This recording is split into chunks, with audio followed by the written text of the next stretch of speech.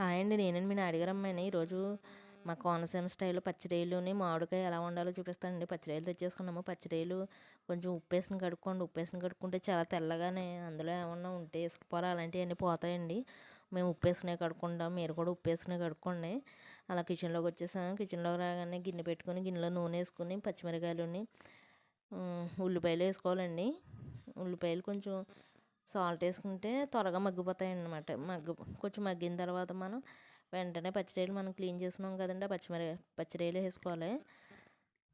పచ్చిరొయ్యలు వేసుకున్న వెంటనే కొంచెంసేపు గరిటె పెట్టి తిప్పుకొని తర్వాత మనకి ఉప్పు, కారం, పసుపు వేసుకోవాలండి. అల్లం వెల్లుల్లి పేస్ట్ వేసుకోకూడదండి, ఎందుకంటే ఇది మామిడికాయ కూర కదండి. మామిడికాయ కూరలో అల్లం వెల్లుల్లి పేస్ట్ వేసుకోరండి. చాలామంది వీడియో కోసం మరి ఏమో తెలియదు కానీ వేసుకుంటారు. కానీ చేపల పులుసులో ఒకటి, ఇలాంటి మామిడికాయ కూరలో ఒకటి అల్లం వెల్లుల్లి పేస్ట్ అసలు వేసుకోకూడదండి. చాలామంది గొప్ప కోసం వేసుకుంటారు, మాకు అలాంటి గొప్పలు గట్ట మాకు తెలియదులేండి. నేనైతే వేసుకోను. నేనే కాదు, మా అమలాపురంలో ఎవ్వరూ వేసుకోరండి.